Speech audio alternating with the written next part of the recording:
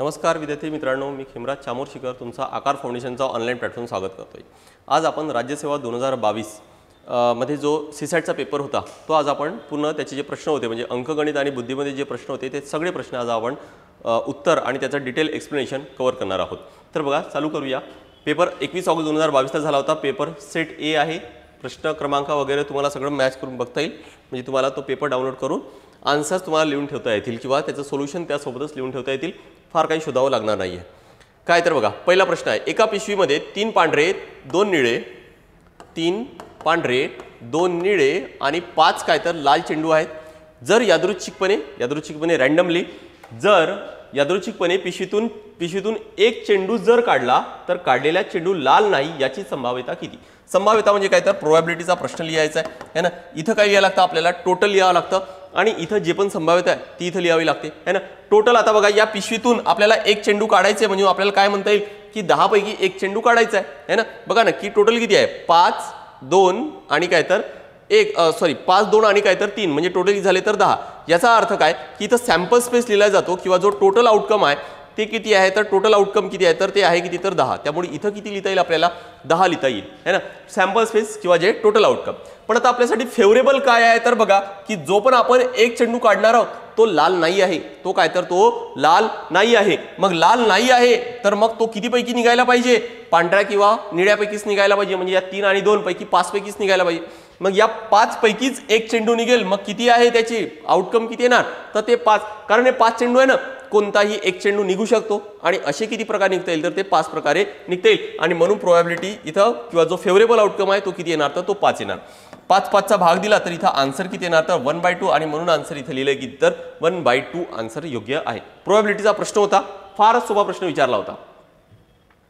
Next, माहिती अभ्यासा आणि तिच्या संदर्भात निश्चितपणे सत्य असणारे विधान निवडायचे। निश्चितपणे सत्य म्हटले इथं, ठीक आहे, निश्चितपणे सत्य असणारे विधान निवडायचे म्हणजे काय तर शक्य जाणाय पाहिजे, आपल्याला निश्चित माहिती असायला पाहिजे। काय तर बघा, सी ही वसाहत एफ डी आणि जी या वसाहतीच्या दक्षिणेला वसलेली आहे। कशाच्या बघा, एफ डी आणि जी याच्या दक्षिणेला सी वसलेली आहे।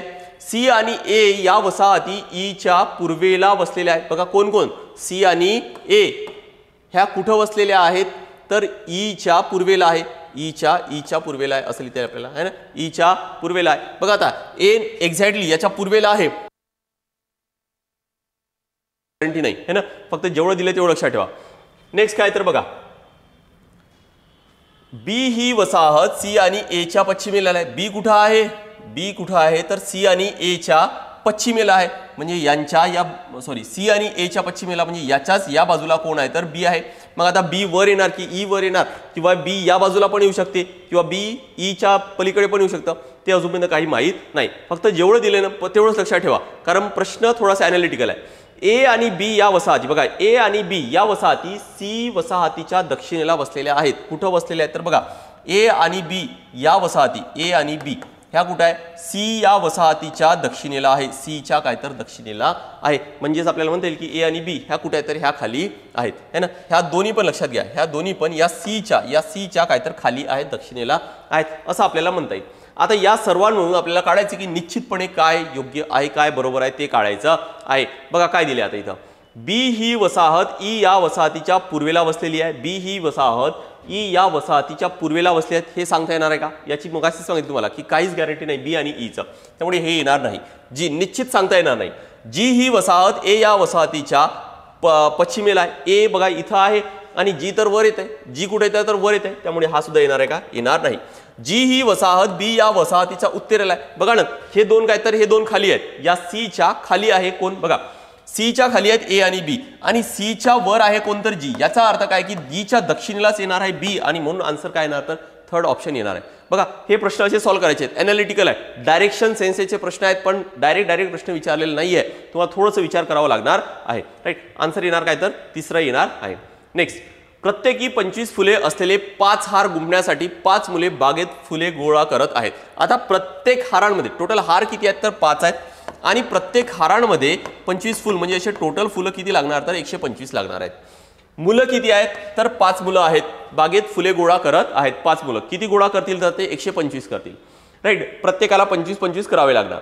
गोळा करून झाल्यानंतर ठरवलेल्या वेळाच्या शेवटी सर्वांकडे समान संख्येने फुलं असतील याची खात्री करण्याचा निर्णय त्यांनी घेतला होता. म्हणजे काहीतरी वेळानंतर सर्वांकडे सारखे फुले असतील याची खात्री करण्यात आली. त्यातील चौघांकडे हारात गुंफण्यासाठी ठरवलेल्या संख्येपेक्षा 2 फुले कमी होती. किती ठरवले होते तर 25 ठरवले होते, पण त्याच्यापेक्षा चौघांकडे 2-2 फुल कमी आहेत. म्हणजे किती झालेत तर 23 23 23 आणि काय तर 23, 2-2 फुल प्रत्येकांकडे कमी.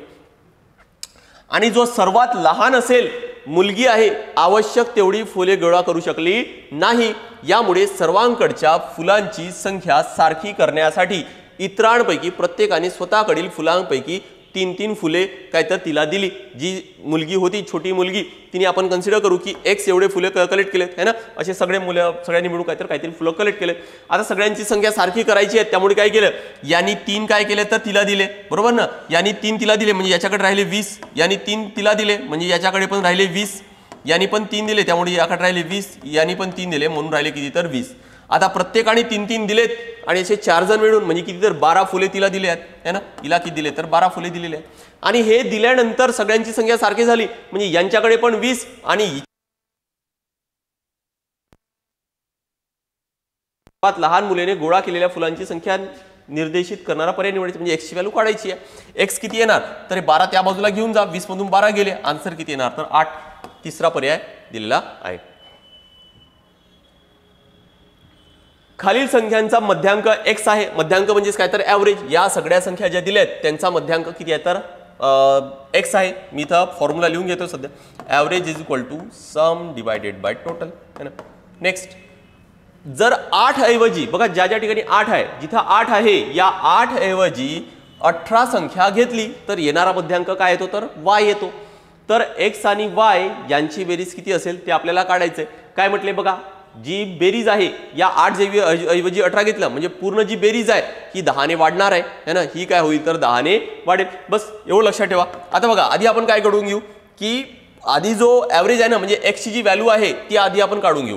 म्हणजे टोटल किती आहे तर बघा, टोटल या सगळ्यांची जर टोटल केली तर किती येणार 13 आणि 8 21, 21 आणि 15 36 आणि 14 50, 50 आणि हे 17 म्हणजे 67, 67 आणि 9 76, 76 आणि 14 म्हणजे 80 सॉरी 90, 90 आणि 16 106, 106 आणि 13 106 आणि 13 119, 119 आणि 17 136, 136 आणि 14 150 आणि 15 165, 165 आणि हे आपण करू 31, 165 आणि 31 195, 196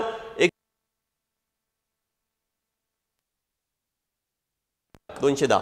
टोटल संख्या किती आहेत बघा 1 2 3 4 5 6 7 15. म्हणजे ही इथे येणार x ची व्हॅल्यू. तर x ची व्हॅल्यू किती आली तर बघा 210 भागाकारामध्ये 15, 15 1 15 है ना. 15 1 15 उरले किती तर 6 आणि 0 म्हणजे 15 4 60. याचा अर्थ x ची व्हॅल्यू किती आली तर ती आली किती तर 14 आलेली आहे राईट. आता y किती येणार तर ज्या ठिकाणी 18 8 होतं या ठिकाणी 18 कन्सिडर करा. म्हणजे बेरीज जी होती ना ही किती येणार तर ही येणार 10 ने वाढेल म्हणजे 220 येणार. संख्या तर तेवढ्याच राहतील म्हणजे 220 भागाकारामध्ये काय तर 15. आता जर आपण भाग दिलं तर हे किती येणार हे 14 पॉईंट है ना. 14 पॉईंट किती येणार तर 10 आणि 1 0 म्हणजे 15 सक 90, 15 सक 90 परत 10 उरलेत 15 सक 90 667 राईट. हा भाग दिला तर किती येणार 14.667 राईट. म्हणजे रफली आपल्याला असं म्हणता येईल की 14.5 पेक्षा जास्त आहे. त्यामुळे आपण म्हणू की हा रफली किती आहे तर हा रफली किंवा जवळपास किती तर 15 आहे. आणि आपल्याला काय विचारले x आणि y यांची बेरीज किती म्हणजे यांची बेरीज. कारण पॉईंटमध्ये जर आपल्याला ऑप्शन दिलेले नाहीयेत त्यामुळे आपल्याला होल नंबर पूर्ण संख्याच कन्सिडर करावी लागणार आहे. या दोघांची जर बेरीज केली तर ती किती येणार 14 आणि 15 म्हणजेच काय तर 29 येणार आहे. सोपा प्रश्न होता. नेक्स्ट बघा, पुढे दिलेल्या अभिव्यक्ती अभ्यासून अपरिचित भाषेची संरचना. अपरिचित भाषा आहे, संरचना आहे, कोडिंग डिकोडिंगचा प्रश्न आहे. 2-3 वेळा विचारून झालेत असेच प्रश्न. यासाठी 2 गृहीतक वापरा. नियमाला अपवाद नाही आणि फक्त दिलेल्या अभिव्यक्तीतून साधित नियम लागू पडतात. बघा दुसरी भाषा आहे की कुठली तरी भाषा आहे तर आपल्याला भाषेनुसारच विचार करावा लागणार आहे. जसा आपण आपल्या भाषेमध्ये कोणतरी गेला किंवा करत आहे म्हणजे काय की हा कंटिन्युअस टेन्स आहे, राईट. जसं इंग्लिशमध्ये काय इज आणि आयएनजी वर्बला क्रियापदाला आयएनजी लावल्या जातं है ना. म्हणजेच काय तर या ठिकाणी इज कमिंग आहे, इज गोईंग आहे, इज वॉकिंग आहे, इज रनिंग आहे. तर यासाठी त्या भाषेमध्ये सुद्धा कंटिन्युअस टेन्स असेल तर असंच काहीतरी वापरल्या जात असणार आहे. कोणतं कॉमन आहे बघा या सगळ्या बाजूला, तर इथे एक आपल्याला कॉमन मिळतो के ई यू है ना. याचा अर्थ काय की याच्यामध्ये सुद्धा के ई यू असं पाहिजे कारण इथं सुद्धा काहीतरी इज वॉकिंग आहेच, इज वॉकिंग आहेत है ना, इज वॉकिंग आहे. आता इज वॉकिंग आहे तर मग अजून बघा इथं के ई यू सोबत आय लागलेला आहे, इथं पण आय लागले, या दोन मध्ये नाही लागलंय. आता असं का लिहिलं असणार कारण इथं बघा इज कमिंग फ्रॉम आहे, जिथं आय आहे त्या ठिकाणी फ्रॉम आहे, जिथं आय आहे त्या ठिकाणी फ्रॉम आहे. या ठिकाणी टू लावलंय तर इथं आय नाही आहे, या ठिकाणी टू आहे तर इथं फ्रॉम नाही. याचा अर्थ काय की फ्रॉम जर असेल तर मग अशा वेळेस आय लावायचं, अदरवाईज लावायचं नाहीये.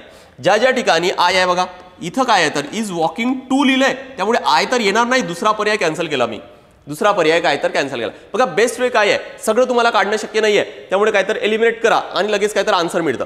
नेक्स्ट बघा आता हे मिळालं आपल्याला. नेक्स्ट काय काढू आपण, द डॉग इज वॉकिंग. आता डॉग कुठं आहे, हा इथं आहे बघा या सेंटेन्समध्ये डॉग. अजून कुठं मिळते का इथं डॉग, डॉग कुठं मिळते का, डॉग आहे का, डॉग नाहीये. याचा अर्थ काय की असा या बाजूला असं काय आहे जो फक्त याच्यामध्येच कॉमन आहे. इथं बघा नापू आणि नापू इथं दोन्ही याच्यामध्ये आहे त्यामुळे तो तर येणार नाही, बरोबर. मग राहिले काय के ई यू चं मिनिंग तर आपण काढलंय, राईट. तर मग टी आय पी टिप जो आहे इथं नाही आहे, इथं पण नाही, इथं पण नाही, फक्त काहीतरी या ठिकाणीचा टिप, इथं पण द डॉग आहे. याचा अर्थ द डॉगचा मिनिंग टिप आलाय. ज्यामध्ये टिप आहे त्याला ठेवू, बाकीचे कॅन्सल करू. यामध्ये टिप आहे, इथं नाही आहे, इथं पण नाही आहे. आन्सर मिळालं लगेच आपल्याला टिप पण है ना. आता इथं लगेच मिळेल द मेडो. मेडो बघा कुठं आहे, यामध्ये मेडो कुठं मिळतोय का आपल्याला, हा इथं मेडो आहे, राईट ना. इथं पण बघा इथं राहिले काय आता हा DOWL, इथं पण आहे DOWL त्यामुळे कॉमन आहेच. म्हणजे द मेडोचा मिनिंग काय तर DOWL. या पद्धतीने ऑप्शन एलिमेंट करून काय तर असे कोडिंग डिकोडिंगचे या पद्धतीचे प्रश्न सॉल्व्ह करायचे आहेत. कोणते आहेत हे लक्षात घ्या. आता रिसेंटली मागच्या 2-3 वर्षामध्ये हे प्रश्न विचारलेले आहेत. एक भाषेची संरचना दिलेली असते, दुसऱ्या भाषामध्ये ट्रान्सलेट करायचं असतं. नेक्स्ट सोबतची तेलुगू, हिंदी, मराठी व गुजराती या 4 भाषा बोलणारे विद्यार्थी दाखवणारी वेन आकृती अभ्यासायची आहे आपल्याला. दिलेल्या भाषा बोलणाऱ्यांची संख्या किती दिली आहे बघा. तेलुगू बोलणारे हे तेलुगू आहेत है ना, हिंदी बोलणारे 65 आहेत, 73 मराठी आहेत आणि 69 हे आहेत गुजराती अशी आहे. फक्त मराठी बोलणाऱ्या विद्यार्थ्यांची संख्या निवडायची आहे. फक्त मराठी बोलणारे कुठे आहेत तर बघा हा जर मी ड्रॉ केला तर हे आहेत एवढे मराठी बोलणारे. पण जर आपण हे प्रत्येक जर ब्लॉक जर बघितले तर ही दुसरी कुठली तरी भाषा बोलत आहेत. फक्त हाच ब्लॉक असा आहे ज्या ठिकाणी मराठी कोणीच बोलत नाही, ज्या ठिकाणी म्हणजे सॉरी ज्या ठिकाणी काय तर फक्त मराठीच बोलणारे आहेत. आणि इथं कोणती संख्या येईल तेच आपल्याला काढायचे. ते आपल्याला कसं काढता येईल, पण आपल्याला सगळ्यात आधी ही संख्या माहीत असायला पाहिजे. ही जर माहीत असेल तर मराठी बोलणारे आहेत किती तर 73. या 73 मधून हे सगळे मायनस करून देऊ म्हणजे ही मिळून जाईल है ना. पण सगळ्यात आधी आपल्याला हे काढायला लागेल. हे कसं काढता येईल तर बघा इथं हा गुजराती बोलणारे आहेत, हे गुजराती बोलणारे. या गुजराती बोलणाऱ्यांमध्ये फक्त हा एकच अननोन आहे. तर गुजरातीचे टोटल किती आहेत 69. 69 मधून हे सगळे मायनस करा म्हणजे ही मिळून जाईल, राईट. बघा हे सगळे किती आहेत 69 मधून मला मायनस करायचं आहे म्हणजे इथं मला मिळेल 12 आणि 12 24, 24 आणि 9 म्हणजे 33, 33 आणि 6 39, 39 आणि 6 45, 45 आणि 5 50 आणि 8 58 म्हणजे काय तर इथे येणार किती तर 58. 69 मधून 58 गेले, राहिले किती तर 11. या ठिकाणी येणार किती तर 11, या ठिकाणी येणार 11. आता 11 हे सगळे जे आहेत ना हे सगळे या 73 मधून, कारण मराठी बोलणारे हे सगळे 73 आहेत, या सगळ्यामधून हे जर मायनस केले तर आपल्याला हे मिळेल, राईट. आता बघा 73 मधून आपल्याला हे मायनस करून घेऊ. 12 आणि 11 33 आणि 8 41 आणि 5 46, 46 आणि 4 50 आणि 11 61, 61 आणि हे 14 म्हणजे 65 म्हणजे 73 मधून 65 जर गेले तर आन्सर किती येणार तर 8. तिसरा पर्याय काय तर योग्य आहे, ठीक आहे. या पद्धतीने आन्सर काढायचं आहे. वेण आकृतीत थोडंसं ट्रिकी प्रश्न विचारलाय, सरळ विचारलेला नव्हता. नेक्स्ट बघा रीना, टीना आणि हिना यांना एकाच वेळी एकाच दिशेने एकाच बिंदूपासून वर्तुळाकार क्रीडांगणाभोवती धावायला सुरुवात केली है ना. सपोज असा काहीतरी एक वर्तुळाकार आहे, सपोज एक असं ग्राउंड आहे आणि त्यांना काय करायचं याच्या भोवती धावणं. सपोज इथून स्टार्ट केलं असं तर धावणं चालू केलं. एक फेरी रीनाने 70 सेकंदात, म्हणजे रीना जर धावत आहे तर तिला किती लागलं तर 70 सेकंद लागलं. टीनाने 105 आणि हिनाने 175 सेकंदात पूर्ण केलं. त्या तिघी किती वेळानंतर पुन्हा प्रारंभिक बिंदू जवळ, म्हणजे तो जो बिंदू आहे ना हा स्टार्टिंग पॉईंट, याच्या जवळ किती वेळात येतील ते आपल्याला विचारलंय. अगदी सोपा प्रश्न आहे, बऱ्याचदा विचारले. LCM SCF चा म्हणजे लसावी आणि मसावीचा प्रश्न आहे. असा प्रश्न आला तर नेहमी लक्षात ठेवा की तुम्हाला लसावीच काढायचे, LCM काढायचे. लगेच काढून घेऊ. टॅब्युलर मेथडचा यूज करा, सबसे बेस्ट आहे. 70, 105 आणि 175 लसावी काढायचा आहे. त्यामुळे एकाच जरी संख्येला भाग जात असेल तरी पण भाग द्यायचा आहे. सगळ्यात आधी आपण 2 ने देऊ. इथे येणार 35, इथं भाग जात नाही. नेक्स्ट आता 3 ने देण्याचा प्रयत्न करू. 2 ने जात नाही. 3 ने दिलं तर इथं भाग जात नाही. इथं 3 ने दिलं तर 35 येणार. इथं 3 ने दिलं तर 5 त्रिक 15, 2 आणि 5, हां इथं पण 7 5 12, इथं पण भाग जात नाही. त्यामुळे इथं 175च लिहू.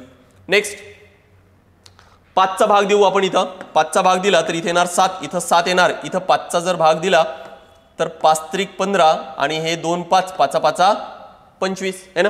नेक्स्ट आता काय येणार तर परत आता 5चा भाग दिला तर 7 7 7 आणि परत 7चा भाग दिला तर किती येणार तर आन्सर 1 1 1. शेवटी 1 1 1 येतपर्यंत करायचं आहे. नेक्स्ट आता काय करायचं आपल्याला, या सगळ्यांचा गुणाकार केला की आपलं येणार काय तर फायनल आन्सर येईल किंवा लसावी येऊन जाणार. राईट, गुणाकार करू बघा. 5 त्रिक 7 5 35, 35 दुने 70, हे 70 केलं आणि हे 5 त्रिक 15 करतोय मी. 15 7 105 आणि 1 0 म्हणजेच काय आले तर हे 1050 सेकंद. काय येणार तर बघा, हे सगळे सेकंदामध्ये दिले होते त्यामुळे हा सुद्धा आन्सर किती येणार तर सेकंदामध्येच येणार आहे. आपल्याला आन्सर मिनिट आणि सेकंदमध्ये दिलेला आहे तर लगेच कन्वर्ट करून घेऊ. किती दिले तर आपल्याला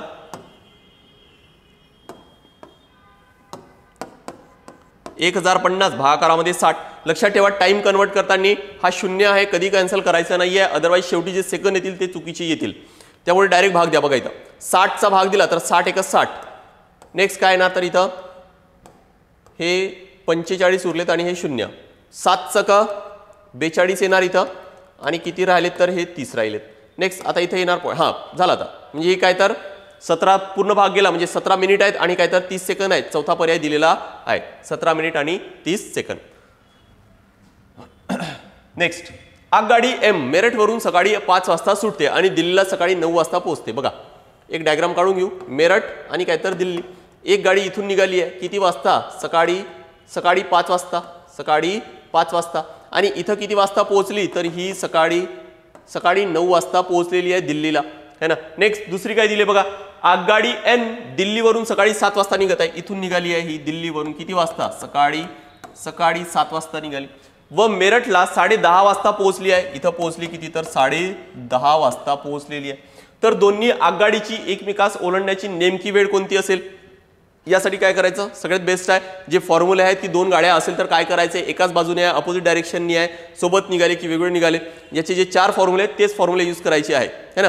पण ते फॉर्म्युले यूज करताना आपल्याला या दोघांमधला अंतर म्हणजे मेरठ आणि दिल्लीमधला जो अंतर आहे तो माहित असायला पाहिजे. बघा दर दोन्ही गाडींची एकमेकांस ओलांडण्याची वेळ किती वाजता असेल ना तो आपल्याला काढायचा आहे.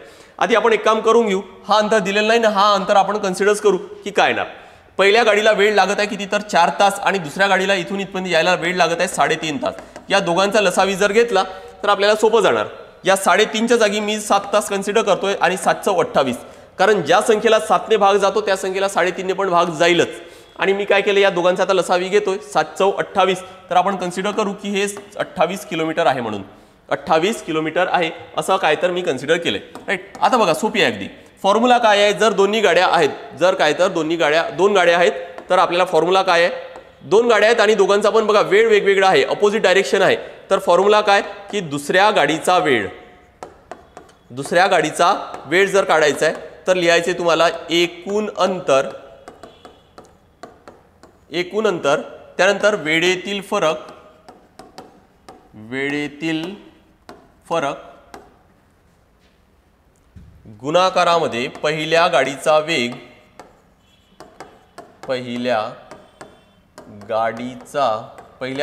वेग आणि याला भाग द्यायचा आहे अपोजिट डायरेक्शन असल्यामुळे वेगांची बेरीज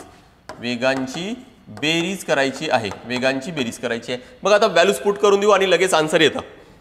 एकूण अंतर किती आहे तर एकूण अंतर आहे 28 मायनस वेळेतील फरक किती आहे तर बघा पहिली गाडी 5 वाजता निघाली, दुसरी गाडी निघाली आहे 7 वाजता. याचा अर्थ दोघांमध्ये जो वेळेतील फरक आहे तो किती तर 2 तास आहे. पहिल्या गाडीचा वेग किती आहे तर बघा पहिली गाडी 5 वाजता निघत आहे, 9 वाजता पोहोचत आहे, म्हणजे 4 तास लागले. 28 किलोमीटरसाठी 4 तास लागत आहे, म्हणजे दर तासाला 728 म्हणजे 7 किलोमीटर प्रति तास हा काय तर त्याचा वेग झाला है ना.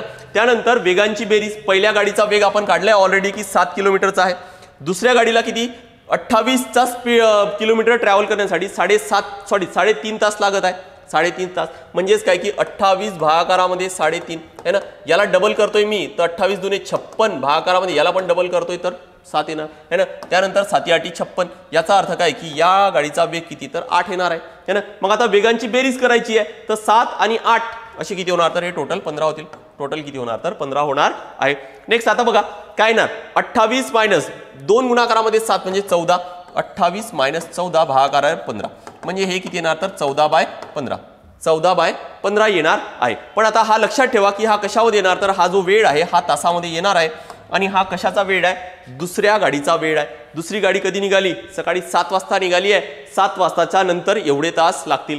आपल्याला वेळ कसं दिले तर बघा वेळ कसे दिलेत सगळे पॉईंटमध्ये दिलेले आहेत तर ते पॉईंटमध्ये आपल्याला आधी कन्वर्ट करावं लागणार आहे. पॉईंटमध्ये कन्वर्ट करून घेऊ. बघा 14/15 तास आहे ना त्याला मिनिटामध्ये कन्वर्ट करा.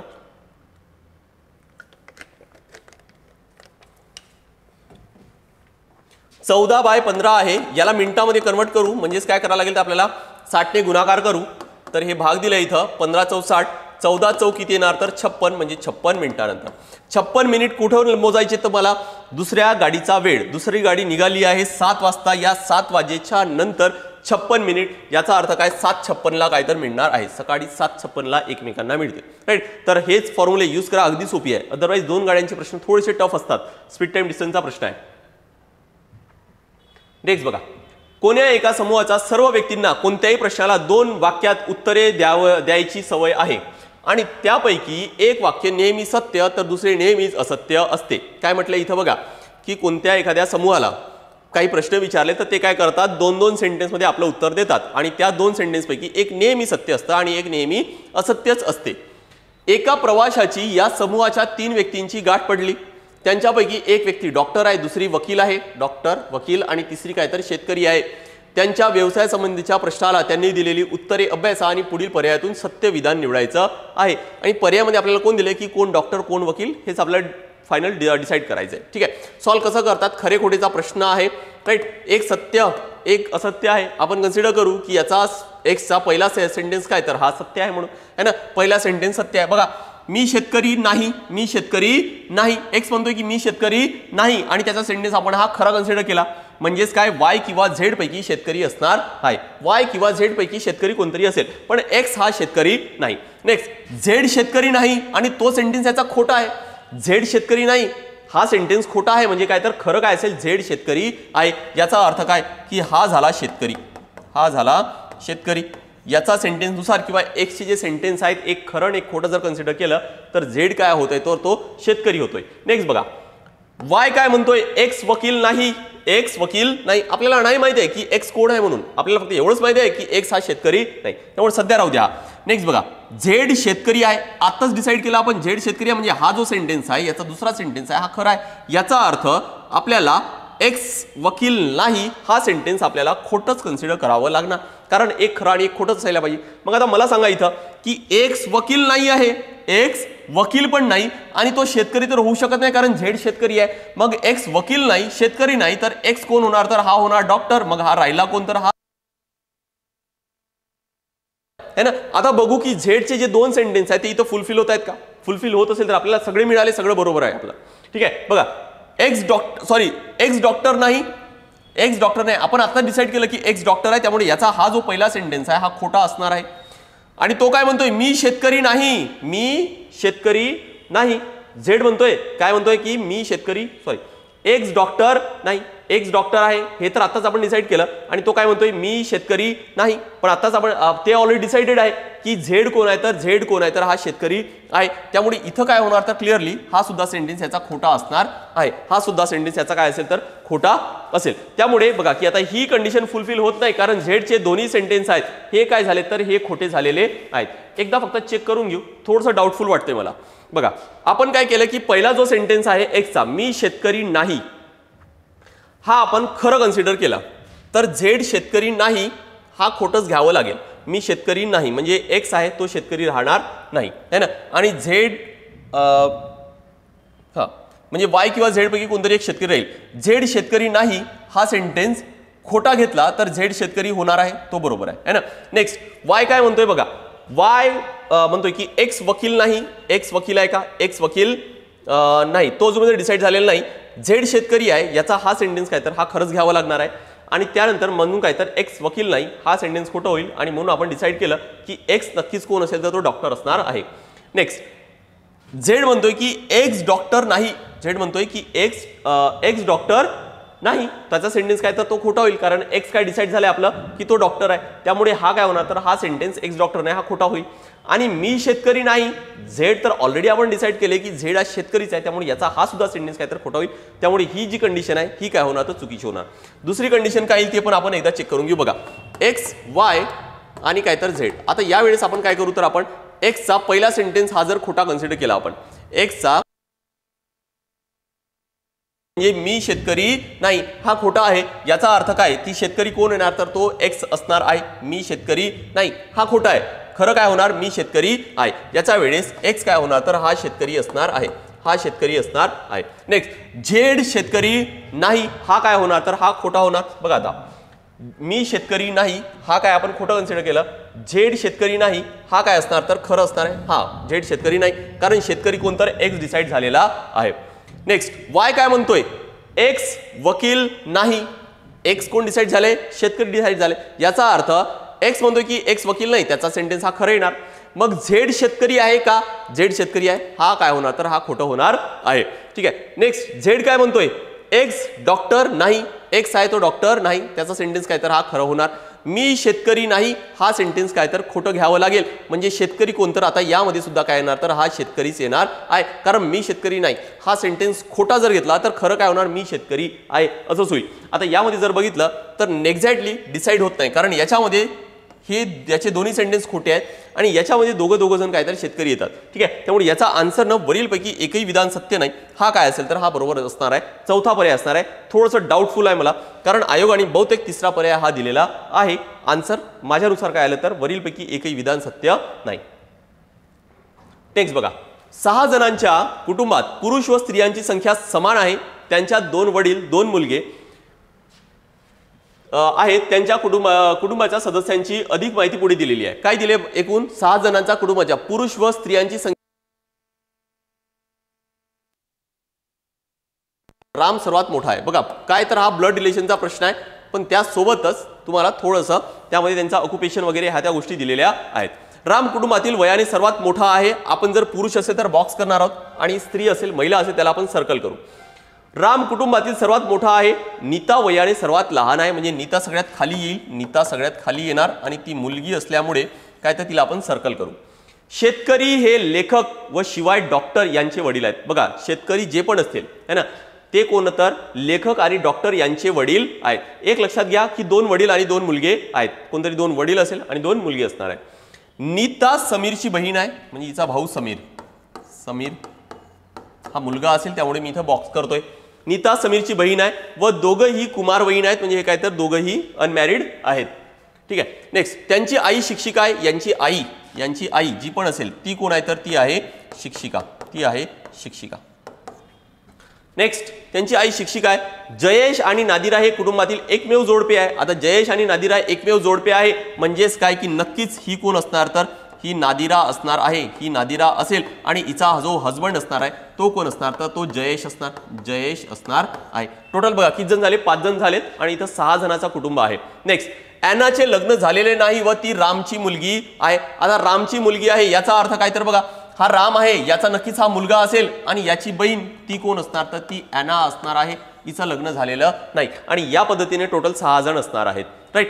इथे एक दिले ऑलरेडी ते म्हणजेच काय तर बघा शेतकरी लेखक शिवाय डॉक्टर यांचे वडील आहेत. याचा अर्थ काय की हे दोघं जण लेखक आणि काय तर डॉक्टर असणार आहे आणि राम जे काय असेल तर हे शेतकरी असतील. बघा 2 वडील आणि 2 मुलं आहेत का तर या दोघांचं लग्न झालंय आणि यांची मुलं आहे म्हणजे हा एक वडील झाला आणि याचे वडील हे झालेत म्हणजे हे 2 वडील झालेत आणि 2 मुले पण आहेत. हा एक मुलगा आहे आणि हा एक काय तर मुलगा आहे. कारण रामचा मुलगा जयेश आणि जयेशचा मुलगा कोण तर समीर. ठीक आहे, त्यामुळे 2 वडील आणि 2 मुलगे तर झालेले आहेत. ठीक आहे, ॲनाचे लग्न झालेले नाही, ती रामची मुलगी आहे, डायग्राम मध्ये कंप्लीट झाले. राम व लेखक व्यक्ती यांच्यातील नात्यांचे वर्णन करण्या पर्याय निवडायचा आहे. बघा राम शेतकरी डिसाईड झाले.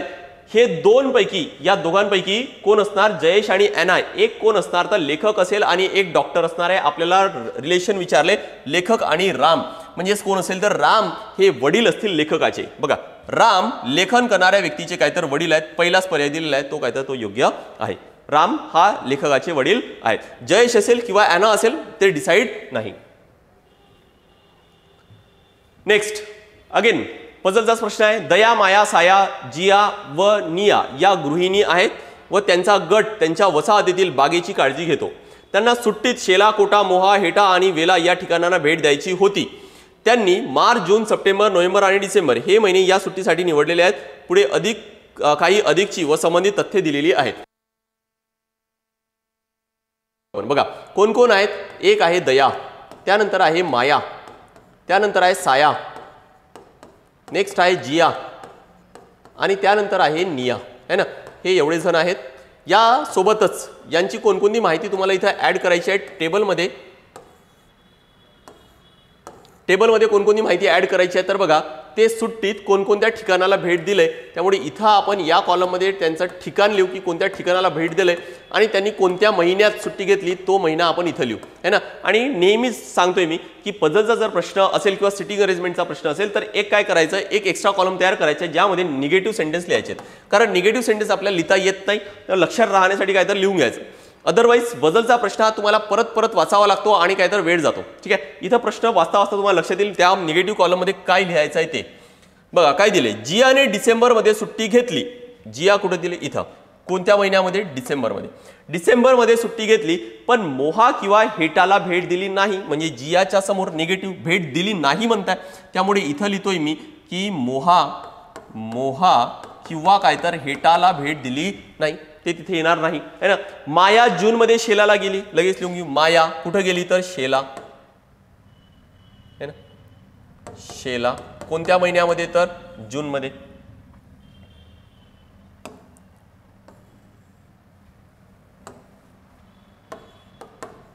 मोहा किंवा हेटा, है ना. नेक्स्ट काय तर बघा आता माया जूनमध्ये शेलाला गेली. दया कोटाला गेली. दया कुठं गेली तर कोटा, इथे येणार कोटा, राईट. नेक्स्ट कोटाला गेली पण मार्च किंवा सप्टेंबरमध्ये नाही. परत निगेटिव्ह सेंटेन्स आहे तर इथे येणार मार्च किंवा सप्टेंबर. ठीक आहे, आता बघा एवढं झाले लिहून आपण आपलं. ठीक आहे, आता इथून आपल्याला बऱ्याचशा गोष्टी लिहिता येतात. बरं ठीक आहे, आधी आपण प्रश्न कंप्लीट करून घेऊ.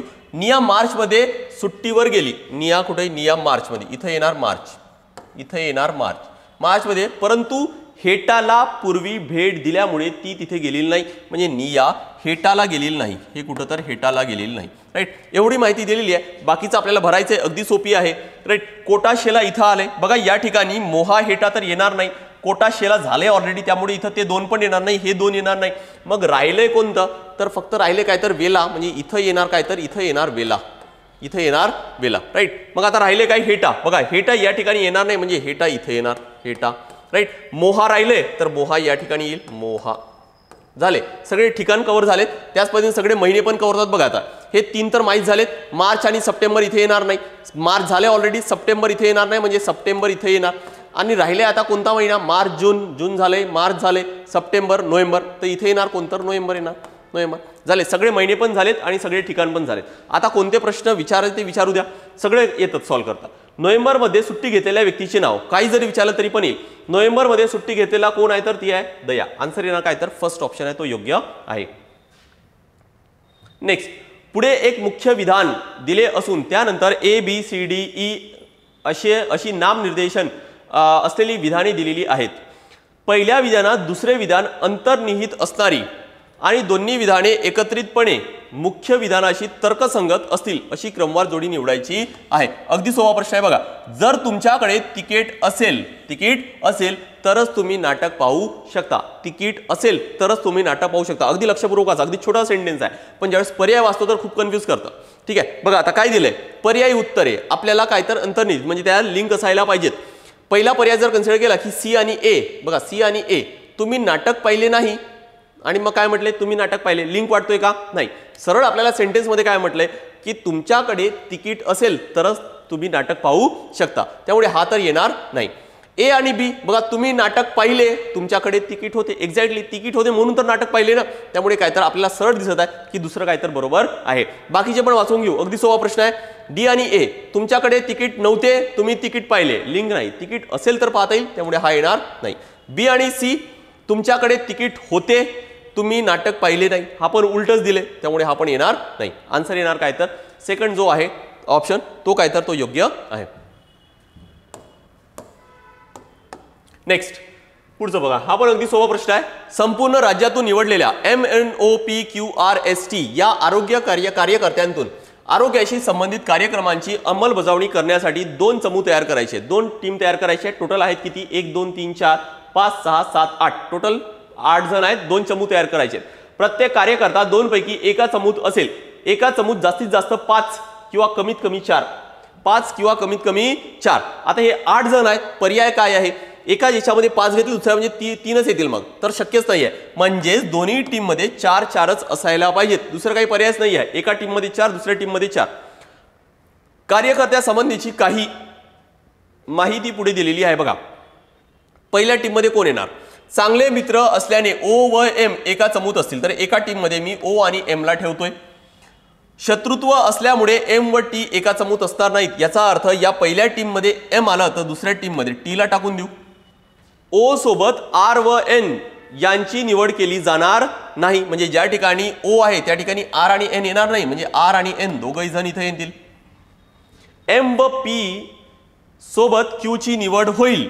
एम बघा, एम जिथं आहे, पी व क्यू, एम व पी सोबत क्यू ची निवड होईल, परंतु एस सोबत त्यांची निवड केली जाणार नाही. म्हणजे पी आणि क्यू, एम बघा एम व पी क्यू सोबत आहे, म्हणजे पी आणि क्यू इथे येणार आणि एस सोबत केली जाणार नाही, म्हणजे दुसऱ्या टीम मध्ये मग एस टाकून द्या.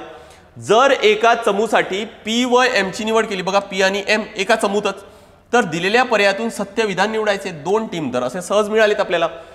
एका चमूत 5 व्यक्ती असणार नाही, एन या चमूची सदस्य असणार नाही. बघा या चमूची म्हणजे ज्याच्यामध्ये पी व एम आहे, पी व एम आहे, त्याची म्हणताय की एन या चमूची सदस्य असणार आहे का, नाही, या चमूमध्ये नाही.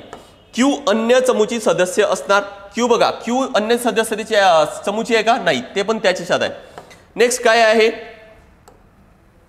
एस या चमूची सदस्य नसणार, एस या चमूची सदस्य नसणार, ऑब्विसली तो काय तर पी आणि एम सोबत नाहीये, ते दुसऱ्यामध्ये आहे. आन्सर काय येणार तर चौथा येणार आहे. नेक्स्ट हा एक थोडासा ट्रिकी लॉजिकल प्रश्न होता, पण होता तसा सोपी, फक्त लक्षपूर्वक तुम्हाला वाचायचं आहे. प्रश्न काय दिले बघा, आयशा पदवीसाठी 1950 ते 2010 या कालखंडातील साहित्याचा अभ्यास करत आहे. अभ्यासासाठी तिने पुस्तक खरेदी करण्याचे ठरवले. स्थानिक दुकानात उपलब्ध असलेल्या संबंधित अशा 5 पुस्तकांची माहिती खाली दिलेली आहे. बघा 5 पुस्तकांची माहिती दिलेली आहे. तिला अभ्यास करायचा आहे 1950 पासून 2010 पर्यंत. दुसऱ्या दिवशी स्वतःच्या उपयोगाचे सर्वात स्वस्त पुस्तक खरेदी करण्यासाठी ती नेमकी रोकड घेऊन, म्हणजे जेवढी पाहिजे तेवढीच काय तर रोकड घेऊन, तेवढेच पैसे घेऊन, म्हणजे आदल्या दिवशी पाहून आली असणार की ती पुस्तक कितीला आहे म्हणून, आणि काय तर स्वस्त घ्यायची आहे, पण तिच्या उपयोगाचे पण पाहिजेत, सर्वात स्वस्त पण आणि उपयोगाचे पण, अशी पुस्तकाची ती किंमत पाहून गेली आणि दुसऱ्या दिवशी तेवढेच एक्झॅक्ट तेवढेच पैसे घेऊन काय तर ती दुकानात गेली. पण दुकानात गेल्यानंतर काय लक्षात येते, तिथं सर्व पुस्तकांची 20% कमी दराने विक्री सुरू होती. म्हणून तिने जवळ असलेल्या, म्हणजे जेवढी पैसे घेऊन गेली होती त्या पैशातून काय केले, जवळ असलेल्या पैशांतून स्वतःच्या उपयोगाचे सर्वात किमती पुस्तक, सर्वात महागाचे पुस्तक काय तर तिने घेतले. आणि ते घेतल्यानंतर आयशाकडे उरलेली रक्कम कोणती आहे ना ती काढायची आहे आपल्याला. बघा सगळ्यात आधी प्रश्नामध्ये काय दिले, तिला अभ्यास करायचे 1950 ते 2010. ही जर पुस्तक जर घेत आहे तर याच्यामध्ये कव्हर होत आहे का, हा कालखंड होत आहे. ही जर घेतली तर इथं पण होतच आहे, 1950 ते 2010 याच्यामध्येच येत आहे, त्यामुळे इथं पण होत आहे. इथं जर बघितलं तर तिथं पण होतच आहे, आणि इथं जर बघितलं तर इथं होत आहे का, नाही, ही फक्त 2000 पर्यंतच आहे, त्यामुळे ही पुस्तक कव्हर होणार नाही. या किमतीचं किंवा या पुस्तकीचं आपल्याला काही काम नाही है ना, ते पुस्तक ती घेणारच नाही. आणि याच्यामध्ये होत आहे का, यामध्ये सुद्धा होत आहे. आता हे झाल्यानंतर बघा काय दिले, दुसऱ्या दिवशी स्वतःच्या उपयोगाचे सर्वात स्वस्त पुस्तक खरेदी केले. तिच्या उपयोगाचे कोणतं सगळ्यात उपयोगाची कोणती पुस्तक आहे आणि ती कोणती तर स्वस्त पण आहे. आपल्याकडे किंमत आहेत 1 2 3 4, हे तर येणार नाही है ना. या तिघांपैकी कोणतं येईल तर बघा आता सगळ्यात स्वस्त आणि उपयोगी पण पुठ्ठा बांधणी आणि विवरणासहित जे दिलेले आहेत बरोबर. आता याच्यामध्ये जर बघितलं आपण तर हे नाही आहे, म्हणजे विवरण नाही आहे, यामध्ये पण विवरण नाही आहे है ना.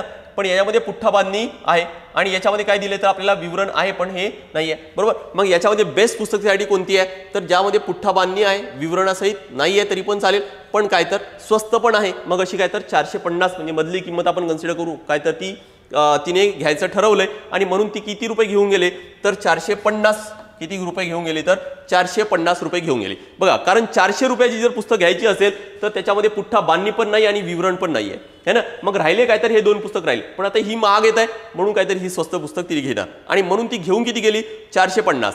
आता गेल्यानंतर काय होत आहे तर त्या प्रत्येक पुस्तकांवर 20% सूट आहे. याचा अर्थ काय तर बघा की प्रत्येक पुस्तक तिला किती रुपयाला मिळणार आहे. लक्षात ठेवा की ती 450 रुपये घेऊन गेलेली आहे. आता तिला प्रत्येक पुस्तक किती रुपयाला मिळणार आहे. 600चे जर तुम्ही 20% जर मायनस केले तर ही पुस्तक 120 रुपये म्हणजे काय तर तिच्यावर सूट झाली 20% म्हणजे 480 रुपयाला येणार. ही पुस्तक किती रुपयाला येणार तर बघा 400 रुपयाची पुस्तक 400चे 20% म्हणजे किती येणार तर 80 रुपये येणार. 80 रुपये मायनस केले तर 320 रुपये. 500चे 20% मायनस करा म्हणजे 400 रुपये आणि 450चे 20% मायनस केला म्हणजे 45 90 रुपये मायनस करा 360 रुपये है ना. मग आता तिला ती घेणार कोणती सगळ्यात महाग पुस्तक बरोबर. 450 रुपये आहे ही पुस्तक घेता येणार नाही कारण 480ला येत आहे बरोबर. आणि यात 3 पुस्तकं घेऊ शकतं पण तिच्यापैकी ते कोणती पुस्तक घेणार तर सगळ्यात महागाची पुस्तक घेणार आहे म्हणजे ही 400 रुपयेवाली पुस्तक घेईल. 400 रुपयेवाली पुस्तक घेणार आहे है ना. म्हणजे 400 रुपयाची पुस्तक गेली. आता प्रश्न काय विचारलाय आयशाकडे उरलेली रक्कम किती. ती घेऊन गेली होती 450, ती घेऊन आली 400 वाली पुस्तक. उरलेत किती रुपये तर 50 रुपये उरलेले आहेत. ठीक आहे. तर असा ट्रिकी प्रश्न होता. ठीक आहे.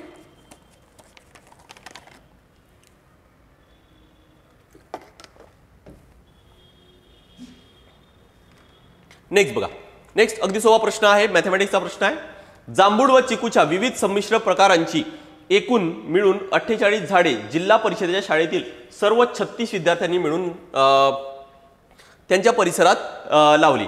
प्रत्येक मुलाने जांभळाच्या जातीची 3, प्रत्येक मुलाने किती तर जांभळाच्या जातींचे 3 आणि 2 मुलींच्या दोन मुलींच्या प्रत्येक गटाने मिळून चिकूच्या जातीचे 1 झाड लावले आहे. वरील माहितीच्या संदर्भात सत्य नसलेले विधान निवडायचे. सत्य नसलेले काढायचे आपल्याला. ठीक आहे. काही माहिती दिलेली आहे इथे आपण काढून घेऊ की मुलांची आणि मुलींची संख्या किती आहे ते आपण. ठीक आहे. एकूण विद्यार्थी किती आहे तर 36 आहे म्हणजे बॉईज पर प्लस गर्ल्स असे टोटल किती होणार तर 36 होणार आहे. आता प्रत्येक जण झाडे किती लावणार. एकूण झाडे आहे किती तर 48 आहेत है ना. 48 झाडे लावणार आहेत. मुलं किती लावणार प्रत्येक मुलगा 3 झाडं, त्यामुळे मुलांनी जे लावलेले झाडे आहेत ते आहेत 3B. मुलींनी किती लावले तर 2 मुली मिळून 1 झाड लावलेलं आहे. 2 मुली मिळून 1 झाड म्हणजे एका मुलीने आपण असं कन्सिडर करू की अर्धा झाड लावलेलं आहे, त्यामुळे एका मुलीने अर्धा झाड लावलेलं आहे आणि असे सगळे झाडं मिळून किती होणार तर 48 होतील बरोबर. आता या इक्वेशनला फक्त कन्वर्ट करून घ्या कारण इथे डिनॉमिनेटर आहे, फ्रॅक्शन मध्ये दिलंय आहे ना. इथं सगळ्यांमध्ये मी 2 2चा गुणाकार करतो तर काय तयार होणार हे 6B + G = 48 दुने किती होणार तर हे 96 आणि हा वरचा इक्वेशन तसंच ठेवतो B + G = 36 है ना. हे 2 इक्वेशन फक्त सॉल्व्ह करून घ्या. B आणि G चे व्हॅल्यू लगेच मिळतील राईट. इथं G सारखंच आहे, कोएफिशियंट सारखा आहे, मी मायनस करतो. B - 6B - 5B आणि 36 मधून हे 96 गेले तर येणार किती तर 60 -60. दोन्ही बाजूला मायनस मायनस कॅन्सल केले. B = 60 भागाकारामध्ये 5 म्हणजे किती येणार तर हे 12. मुलांची संख्या मिळाली आपल्याला किती तर 12. आता 12 जर मी इथं जर ठेवलं तर G ची व्हॅल्यू किती येणार तर 12 + 24 म्हणजे 36. याचा अर्थ G ची व्हॅल्यू किती येणार तर ती 36 येणार. बघा दोन्ही पण व्हॅल्यूज मिळालेत. मुलं किती आहेत तर 12 आहेत आणि मुली किती आहेत तर ते आहेत किती तर 36 आहेत. आता हे माहिती वाचून घेऊ आणि आपल्याला विचारलं की सत्य नसलेले विधान. या शाळेत मुलांपेक्षा 12 मुली जास्त आहेत. एक्झॅक्टली बघा सॉरी इथं किती पाहिजे तर 24 पाहिजे. 24 मुली है ना, कारण 12 आणि 24 म्हणजे किती तर 36 होतील. मुली किती तर 24 है ना. बघा आता म्हणजेच काय की मुलांपेक्षा 12 मुली जास्त आहेत. एक्झॅक्टली मुलं 12 आहेत आणि मुली किती तर 24 आहेत. 12 मुली काय तर जास्त आहेत. ठीक आहे. हा सत्य आहे का हो सत्य आहे, त्यामुळे हा पर्याय तर येणार नाही. वरील बाबतीत लावलेल्या एकूण झाडांची संख्या जर 49 असेल तर त्या शाळेतील मुलींची संख्या निश्चितपणे मुलांपेक्षा 14 ने जास्त असेल। यासाठी आपल्याला कन्सिडर करावं लागेल, इथे 49 घ्यायचंय आणि पुढे सॉल्व्ह करावं लागेल। या शाळेत 14 मुले आहेत, 14 मुले आहेत का? नाही, मुले किती आहेत तर 12च आहेत, म्हणजे आपल्याला मिळालं की हा सत्य नाही, तिसरा पर्याय मिळाले, ज्याच्या मागे लागूच नका कारण इथे डायरेक्ट आन्सर मिळत आहे। आन्सर येणार काय तर तिसरा पर्याय।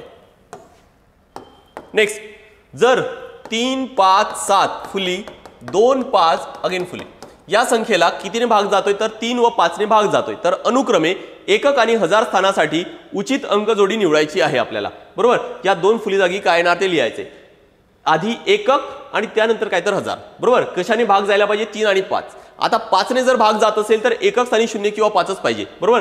म्हणजे या ठिकाणी 0 आहे, इथं 5 आहे, इथं 5 आहे, इथं 0 आहे, बरोबर। म्हणजे कोणताही पर्याय येऊ शकतो, पण आपल्याला यासाठी आपल्याला चेक करावं लागेल काय तर तिसरा चेक करावा लागेल की 3 ने भाग कशाने जातोय।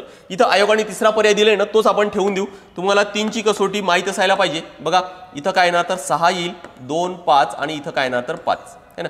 याला आपण आता भाग देऊन बघू। 3 ची कसोटी काय आहे की सगळ्या अंकांची बेरीज करायची, बेरजेला जर 3 ने भाग जात असेल तर दिलेल्या संख्येला पण 3 ने भाग जातो। बघा बेरीज करू, 3 आणि 5 8, 8 आणि 7 15, 15 आणि 6 21, 2 23, 23 आणि 5 28, 28 आणि हे 5, 28 आणि 5 म्हणजे किती तर 33, आणि 33 ला 3 ने भाग जातो, 11 त्रिक 33। याचा अर्थ या दिलेल्या संख्येला आपण काय तर भाग जाणार आहे, म्हणून आन्सर काय येणार तर तिसरा येणार आहे। कसोटी तुम्हाला माहित असायला पाहिजे, फार सोपा प्रश्न विचारलाय, अगदी बेसिक प्रश्न विचारलेला आहे, फक्त कसोट्या ज्या आहेत इम्पॉर्टंट त्या माहित असायला पाहिजे। नेक्स्ट, सोबतचा पारदर्शक कागदाचा तुकडा अभ्यासा, त्याच्या घड्या घालून त्रिकोण मिळवल्यास त्यासारखी दिसणारी घडी प्रतिमा निवडा। पेपर फोल्डिंगचा प्रश्न आहे हा। प्रश्न आयोगाने कॅन्सल केलेला आहे, बघू नेमका काय कॅन्सल केलेला आहे। थोडं पेपर फोल्डिंग जर म्हटलं तर तुम्हाला इमॅजिनेशनची गरज असते किंवा थोडंफार प्रॅक्टिस करा, ट्रिक्स काही असतात त्याचा यूज करा। बघा आता काय होतं, ज्यावेळेस पेपर फोल्ड करायचे असे फोल्ड होतील म्हणजे आपण कन्सिडर करू की हा जो भाग आहे ना हा असाच ठेवू, बाकी सगळं फोल्ड करून घेऊ। आता याला जर फोल्ड केलं तर बघा हा येणार कुठं, हा जर भाग जर आपण फोल्ड केला तर मग हा जो भाग आहे हा कुठे येणार तर हा इकडे आहे, तो इकडे येणार आहे, असं हा असा येईल, असा काहीतरी भाग येणार आहे हा, बरोबर ना। मग आता हा भाग कुठं कुठं आहे, इथं आहे, इथं आहे, इथं आहे, यामध्ये नाहीये, यामध्ये नाहीये, बरोबर। अजून कोणता भाग कुठे येतो ते बघा, हा भाग कुठं येणार आहे तर वरच्या बाजूला या बाजूला येईल है ना, हा भाग असा काहीतरी येणार, असा भाग येणार आहे, बरोबर। हा कुठं आहे, यामध्ये आहे, यामध्ये आहे, यामध्ये नाहीये, याला कॅन्सल केलं मी आता, राईट। अजून बघा आता कोणतं अजून पाहायला मिळतो आपल्याला, हा जो आहे हा इथंच राहणार, त्यामुळे या दोघांमध्ये तर आहेच, ठीक आहे। अजून काय पाहायला मिळेल आपल्याला, हा भाग कुठे येणार, हा वर आहे तो इथं येणार, इथं आल्यानंतर तो येईल कुठं तर या ठिकाणी येईल, बरोबर। त्यामुळे या दोन्ही ठिकाणी ते आहेत, फक्त अँगल आपल्याला चेक करावं लागणार आहे की अँगल कोणतं बरोबर आहे ते, म्हणून है ना। अँगल कोणतं बरोबर येणार ते बघा, आता हा असंच येणार, हा या ठिकाणी असंच येईल, आणि इकडे काढल्यानंतर हा या ठिकाणी हा असंच येईल, हा असा रंगवलेला भाग येईल। इथं बघितलं तर कोणता तर हा इथं थोडंसं हा उभा दिलेला आहे, हा तिरपा दिलेला आहे, त्यामुळे काय तर हे दोन्ही पण येणार नाही, हा सरळ सरळ हा असाच भाग येणार आहे है ना। हा काय तर सरळ असा तिरपा भाग येईल, त्यामुळे या दोघांमध्ये पण येणार नाही, आणि म्हणून काय तर कदाचित हा आयोगाने आहे ना हा कॅन्सल केलेला असेल, ठीक आहे। थोडंसं पेपर फोल्डिंगचा प्रश्न आहे, इमॅजिनेशनची गरज असते। त्याच पद्धतीने तुम्हाला याला सुद्धा चेक करता येईल, हा या बाजूला खाली उलटा येणार, असा हा असा येईल, आणि या बाजूला जर काढलं तर मग आता इकडे फक्त टर्न करा, म्हणजे हा या बाजूला या पद्धतीने येणार, हा असा काहीतरी भाग येईल है ना। म्हणजे इथं जर बघितलं तर हा जो ॲरो आहे हा या बाजूला असायला पाहिजे, व या बाजूला असायला पाहिजे ॲरो, तर हा कदाचित येऊ शकतो, बरोबर ना। पण तो पण ॲरो म्हणजे हा थोडासा असा तिरपा असायला पाहिजे होतं, तो इथं काय तर तो दिलेला नाही आहे। नेक्स्ट, ॲनालिटिकल रिझनिंगचा प्रश्न आहे, लक्षपूर्वक वाचावं लागेल आपल्याला, तरच काय तर प्रश्न असे सॉल्व्ह करता येतात, ठीक आहे। बघा काय आहे, चर्चेदरम्यान एक वक्ता म्हणाला, सरपटणाऱ्या प्राण्यांच्या शिकारीचा शोध घेणे, बघा सरपटणाऱ्या प्राण्यांच्या शिकारीचा शोध घेणे, स्वतःच्या अंड्याची काळजी घेणे आणि अन्य जीवन प्रक्रियात गुंतणे यासारख्या काही वर्तनाच्या साध्या चेतक प्रतिसाद स्पष्टीकरणाच्या आधारे या प्राण्यांची जटिल अनुमान क्षमता आहे, बरोबर। जे सरपटणारे प्राणी आहेत ते कसे आहेत तर बघा की जे शिकारीचा शोध घेतात, स्वतःच्या अंड्याची काळजी घेतात, अन्य जीवन प्रक्रियात ते गुंतलेले आहेत, त्यांच्या वर्तनाचा चेतक प्रतिसाद स्पष्टीकरणाच्या आधारे काय म्हणता येईल आपल्याला की हे प्राणी कसे आहेत तर यांचा जटिल अनुमान क्षमता आहे, आणि हा काही संशोधकांचा दावा बुद्धिप्रमाण नाही। असे काही जे बुद्धिप्रमाण जे आहेत त्यांचा हा जे संशोधक आहेत त्यांचा काय तर तो बुद्धिप्रमाण नाही किंवा तो तेवढा ॲनालिसिस बेस्ड नाही आहे असं आपल्याला म्हणता येईल. अर्थातच त्यांच्या भोवतालात केलेल्या महत्त्वाच्या बदलांना तोंड देण्यासाठी स्वतःच्या वर्तनात बदल करण्याची क्षमता सरपटणाऱ्या प्राण्यात नाही असे संबंधित प्रयोगाद्वारे निरीक्षण आहे. म्हणजेच काय की त्यांच्या भोवतालामध्ये जर काही जर बदल झाला तर हे सरपटणारे प्राणी त्याच्यामध्ये चेंज करू शकत नाही. तर मग हे कसं म्हणता येईल की त्यांचा जटिल अनुमान क्षमता आहे म्हणून त्यांच्यामध्ये. ठीक आहे. आणि म्हणून जर हे संशोधक म्हणत असेल की त्यांची क्षमता ही जटिल अनुमान क्षमता आहे तर तो काय तर तो बुद्धिप्रमाण नाही आहे है ना. आणि यामुळे बघा सरपटणाऱ्या प्राण्यांकडे जटिल अनुमाने काढण्याची क्षमता नाही असे अनुमान कोणालाही काढता येईल मग है ना. कारण त्यांच्या अवतीभोवती जर काही जर बदल झाला तर ते बदल सडन करू शकत नाही आणि काय तर ते प्राणी त्यांची जी क्षमता आहे अनुमान क्षमता आहे ती तेवढी चांगली आहे असं म्हणता येणार नाही. याचा अर्थ या पॅसेजमध्ये या संशोधकांना काय तर विरोध केला जात आहे. इथं काय म्हणते बघा आता पुढीलपैकी कोणते विधान या वक्त्याच्या अनुमानांसाठी आवश्यक गृहीतक आहे. आवश्यक गृहीतक आहे म्हणजेच काय की असं म्हणण्यासाठी काय कन्सिडर केलेलं असणार, काय अझम्पशन केलेलं असणार. गृहीतक म्हणजे काय तर अझम्पशन ते आपल्याला काढायचं आहे. असं म्हणण्याच्या आधी म्हणजेच काय की इथं म्हणतात काय की हे जे सरपटणारे प्राणी आहेत त्यांची क्षमता अनुमान क्षमता एवढी चांगली नाही आहे हे काय तर. आणि त्यासाठी काय तर त्यांनी काय तर एक एक्सपेरिमेंट पण करून केलाय की भोवतालच्या केलेल्या महत्त्वाच्या बदलांना तोंड देण्यासाठी स्वतःच्या वर्तनात बदल करण्याची क्षमता त्यांच्यात नाही आहे. हा असा एक्सपेरिमेंट सुद्धा केलाय आणि म्हणून काय तर त्याच्या निष्कर्ष तो काढून तो एक्सपेरिमेंट करून या संशोधकांना काय तर ते विरोध केला जात आहे. ठीक आहे. तर अझम्पशन बघा याच्यामध्ये काय म्हणता येईल आपल्याला. अझम्पशन काय असेल. प्रयोगशाळेतील वर्तनाच्या तुलनेत सरपटणाऱ्या प्राण्यांचे नैसर्गिक पर्यावरणातील वर्तन अधिक गुंतागुंतीचे वाटते. हा अझम्पशन असणार आहे का. हा अझम्पशन असणार नाही. नेक्स्ट, जर सरपटणाऱ्या प्राण्यात गुंतागुंतीच्या अनुमान प्रक्रिया करण्याची क्षमता असेल तर काही वेळा ते स्वतःच्या नैसर्गिक अधिवासातील बदलानुसार स्वतःच्या वर्तनात बदल करण्यासाठी सक्षम असतील. एक्झॅक्टली. जर त्यांची क्षमता एवढी चांगली असती तर मग जो बदल झालेला आहे त्याच्यानुसार काय तर ते स्वतःच्या वर्तनात सुद्धा बदल करतीलच ना मग. बरोबर की नाही. आणि म्हणून काय तर सेकंड ऑप्शन आहे तो काय तर योग्य आहे. अगदी सोपी आहे. फक्त पर्याय जो पॅसेज आहे ना तो फक्त लक्षपूर्वक वाचायचे तुम्हाला म्हणजेच काय तर तुम्हाला लगेच आन्सर मिळतं. ठीक आहे. लक्षात घ्या की ज्यावेळेस ॲनालिटिकल रिझनिंगचा प्रश्न येतो फार लक्षपूर्वक पॅसेज वाचा आणि हे नेमकं माहीत ठेवा की नेमकं काय काढायचं आहे. सगळा खेळ या वर्डचा असतो. नेक्स्ट, बाकीचे दोन पर्याय ते पण वाचून घेऊ बघा. गुंतागुंतीचे अनुमान प्रक्रिया आणि छेदकांना दिलेले प्रतिसाद या दोन्ही बाबी एकाच वर्तनासाठी योगदान देत नाहीत. हा पर्याय पण म्हणता येणार नाही. म्हणजे जेवढा हा चांगला योग्य आहे जेवढा अझम्पशन चांगला आहे तेवढा हा बाकीचे म्हणता येणार नाही. सरपटणाऱ्या प्राण्यांच्या सर्व वर्तनाचे स्पष्टीकरण साध्या चेतक प्रतिसाद वर्तनाच्या आधारे करता येईल असं पण म्हणता येणार नाही. नेक्स्ट बघा, परत एक प्रश्न आहे ॲनालिटिकल रिझनिंगचाच. पुढील युक्तिवाद अभ्यासा आणि नंतर दिलेल्या पर्यायातून त्याच्या सर्वात जवळ समांतर अनुमान काय काढायचे आपल्याला. समांतर अनुमान. समांतर म्हणजे काय की सिमिलर लॉजिक सिमिलर आयडिया कोणत्या ऑप्शनमध्ये आहे ना ते काढायचे. हे वर्डचा सगळा खेळ आहे. मागच्या काही वर्षाचे प्रश्न काढा पेपर्स काढा त्यामध्ये बघा की असे कोणकोणते वर्ड्स यूज केलेले आहेत. समांतर अनुमान काढायचे. तुम्हाला या पॅसेजमध्ये काहीच मिळणार नाही पण तुम्हाला सिमिलर आयडिया शोधायची आहे. ठीक आहे. प्रक्रिया असलेला युक्तिवाद निवडायचा आहे. एका शेतकरी कुटुंबाला चणा आणि सोयाबीन लावण्याचे पर्याय आहेत. गेल्या वर्षी सोयाबीनच्या तुलनेत चण्याला चांगला बाजारभाव मिळाला होता परंतु अधिक उत्पादनाच्या खात्रीसाठी चण्याला चांगला बाजारभाव मिळाला होता पण आहे काय की अधिक उत्पादनाच्या खात्रीसाठी चण्याला गुणवत्तापूर्ण सेंद्रिय खत आणि पर्यावरणस्नेही कीटक नियंत्रण व्यवस्थेची गरज असते. या अधिकच्या काढीसाठी लागणारी रक्कम उभारणे शक्य नसल्याने कमी फायदा मिळण्याची शक्यता असूनही कुटुंबाने काय केली तर सोयाबीनची लागवड केली. बरोबर. चण्याला चांगला भाव मिळाला होता मागच्या वर्षी पण तरी पण शेतकरी कुटुंबाने काय केलं तर सोयाबीनच लावलं का. कारण जो इनपुट कॉस्ट आहे तो भरपूर मोठा आहे आणि या कारणासाठी म्हणून काय तर चण्याचीच लागवड केली. आता सेम लॉजिक तुम्हाला कोणत्या पर्यायामध्ये मिळते तर बघा. क्षेत्रविधा गोळा करण्याच्या सफरीवर जाण्यासाठी अध्ययनार्थींना पुरेसा पैसा उभारावा लागतो. त्यांना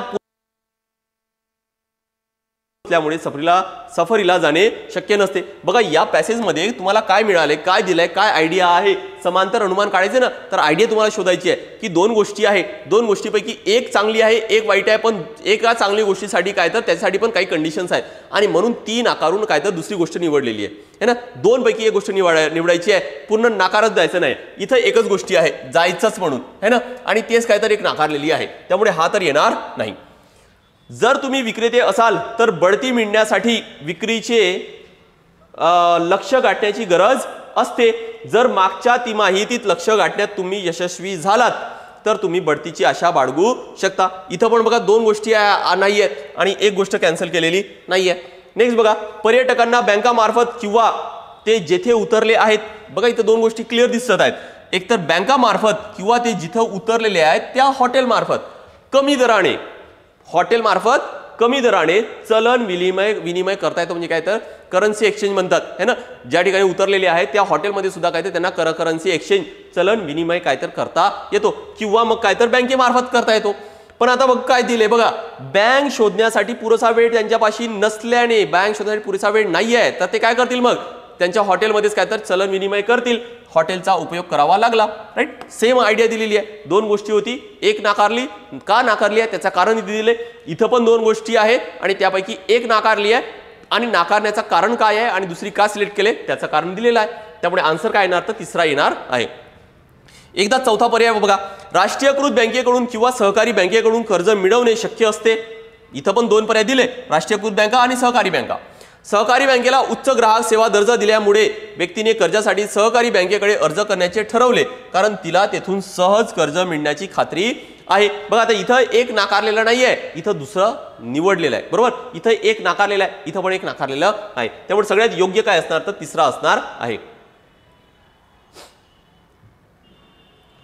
नेक्स्ट, खेळाडूंसाठी परत एक प्रश्न आहे ॲनालिटिकल रिझनिंगचाच. खेळाडूंसाठी बंदी घालण्यात आलेल्या पदार्थांच्या यादीत पालक भाजी असते, पालकात सापडणारे एक्डायस्टेरॉन हे संजीवक समाविष्ट करण्याची शिफारस बर्लिन इन्स्टिट्यूट ऑफ फार्मसीच्या वैज्ञानिकांनी केली आहे. काय म्हटले बघा, खेळाडूंसाठी बंदी घालण्यात आलेल्या पदार्थांच्या यादीत कशाचं पालकाचं काय तर ऍड करायचं आहे. म्हणजे खेळाडूंना पालक काय तर खेळाच्या आधी खाता येणार नाही. कारण का, कारण त्यांच्यामध्ये आहे काय तर एक्डायस्टेरॉन हे संजीवक समाविष्ट आहे है ना. आणि म्हणून काय तर या इन्स्टिट्यूटने काय तर त्याच्यावर बंदी घालण्याची शिफारस केलेली आहे. नेक्स्ट बघा, त्यांच्या खेळाडूंच्या प्रदर्शनात वाढ होईल. याच्यामुळे काय होणार की जर पालक जर खाल्लं, एक्डायस्टेरॉन जर घेतलं त्यांनी कोणत्याही माध्यमातून, तर अशा वेळेस काय होणार, त्यांच्या प्रदर्शनात काय होणार तर वाढ होणार. या भाकिताच्या चाचणीसाठी त्यांना अभ्यास केलेला आहे. बरोबर ना. या सहभागींना एक्डायस्टेरॉनची मात्रा दिली, ज्या सहभागींना एक्डायस्टेरॉनची मात्रा दिली, मग ते पालक असू द्या किंवा ते इंजेक्शन स्टेरॉइड थ्रू असू द्या है ना, ज्यांना दिली त्यांच्या काय लक्षात आले की त्यांच्या स्नायूंचे म्हणजे मसल्सचे वस्तुमान लक्षणीय उच्च प्रमाण वाढल्याचे असे त्यांना या अभ्यासात आढळलेले आहे. बघा, स्वतःच्या लाडक्या ऑलिव्हसाठी दुष्ट लोकांना बडवण्यापूर्वी पोपय पालकांचा हवाबंद डबा फोडून उघडत होता, तेव्हा त्याचे वागणे नक्कीच सरळ नव्हते. काय तर जो पोपय होता तो काय होता तर हा पालकचा हवाबंद डब्बा हा काय तर उघडून काय तर तो फोडून उघडत होता आणि त्याचे वागणे काय तर ते योग्य नव्हते. कारण काय तर त्याच्यावर बंदी आली, पालकावर काय तर बंदी आहे. आणि आता हे व्यंग चारित्र्य कदाचित स्वतःचे अतिमानवी सामर्थ्य उत्तेजकाचा वापर करून मिळवत होते असे आता जर्मनीचे वैज्ञानिक म्हणतात. बघा, वरील माहितीच्या आधारे खेळाडूंसाठी एक्डायस्टेरॉनचे वापर करण्यावर बंदी आणण्याची शिफारस करण्यात सर्वात उचित कारण निवडायचा आहे. आता आपल्याला काय म्हणायचं, याला सपोर्ट करायचे की त्याच्यावर बंदी आलीच पाहिजे, त्याच्यावर काय तर बंदी आलीच पाहिजे. यासाठी काय तर आपल्याला त्याचा सपोर्ट करायचा आहे की त्याच्यावर बंदी यायलाच पाहिजे. तर का यायला पाहिजे हे आपल्यासाठी त्यासाठी काय तर आपल्याला पर्याय शोधायचा आहे. बघा, व्यक्तीच्या स्नायूंच्या वस्तुमानात होणारी उच्च प्रमाणित वाढ तिला अतिमानवाचे सामर्थ्य मिळवून देते, उत्कृष्ट करण्यास मदत करते. बघा, इथं उत्कृष्ट प्रदर्शन म्हणता येणार नाही किंवा असं आपल्याला म्हणता येईल की जे पॅसेज मध्ये दिले तेच काय तर इथं दिलेलं आहे. नेक्स्ट काय बघा, स्नायूंच्या वस्तुमानात वाढ करत असल्याने एक्डायस्टेरॉन उत्तेजकाचे कार्य करते आणि अशा कोणत्याही स्वरूपाचा ताकद वाढवणाऱ्या कोणत्याही उत्तेजकाच्या वापरावर काय तर खेळाडूंसाठी बंदी आहे. काय म्हणता येईल आपल्याला की ऑलरेडी असे जे स्टेरॉइड्स आहेत ज्याच्यामुळे काय तर परफॉर्मन्स वाढतो, याच्यावर काय ऑलरेडी बंदी आहे, तर मग याच्यावर का नाही असायला पाहिजे. हा काय म्हणतो आपण काय म्हणू शकतो की याला आपण काय तर याच्या फेवर मध्ये बोलू शकतो आणि तो पण काय तर स्ट्रॉंग चांगल्या पद्धतीने काय तर ते आपल्याला म्हणता येईल. त्यामुळे याच्यापेक्षा नक्कीच हा स्ट्रॉंग आहे असं आपल्याला म्हणता येईल. नेक्स्ट बाकीचे पण पर्याय बघा, स्नायूंच्या ताकदीत उच्च प्रमाणात होणारी वाढ खेळाडूंच्या आरोग्यावर विपरीत परिणाम करते. इथं आपल्याला ते करते की नाही करत काही कामाचं नाहीये. पालकात एकडॅस्टेरोन असल्यामुळे तो खाण्याने व्यक्तीच्या स्नायूंच्या वस्तुमानात उच्च प्रमाणात वाढ होते. हा एवढा पण स्ट्रॉंग नाही, जास्त स्ट्रॉंग कोणता तर हा आहे, जास्त योग्य काय तर तो आहे. बघा इथं काय म्हटलंय आपल्याला, सर्वात उचित. कदाचित मी तुम्हाला काय म्हटलं की बाकीचे पण कदाचित बरोबर राहू शकतात, पण सर्वात उचित काढायचं आहे आपल्याला. नेक्स्ट, सान्वीचा 28 फेब्रुवारी 2018 रोजी जन्म झाला तर तिच्या 22व्या वाढदिवस कोणता वार होता. इथं आपल्याला एक लक्षात घ्या की 22वा वाढदिवस काढण्यासाठी सगळ्यात आधी आपल्याला 28 फेब्रुवारी 2018 ला कोणता वार असेल ना तो आधी सगळ्यात आधी आपल्याला माहित असायला पाहिजे. तर बघा 22 फेब्रुवारी 2018 यासाठी काय तर तुम्हाला कोड यूज करायचा आहे. सॉरी 28 फेब्रुवारी 2018 राईट. काय करायचं आहे, याच्यावरून तुम्हाला 3 कोड लिहायचे. सगळ्यात आधी 18ला जर मी 4 ने भाग दिला तर जेवढा भागाकार येतो तो लिहायचा आहे. त्यानंतर 2018चा जो कोड असतो, इयरचा जो कोड असतो तो आहे किती तर तो आहे 6. त्यानंतर फेब्रुवारीचा जो कोड आहे तो आहे किती तर 4 असतो आणि जे 28 तारीख आहे ती 28.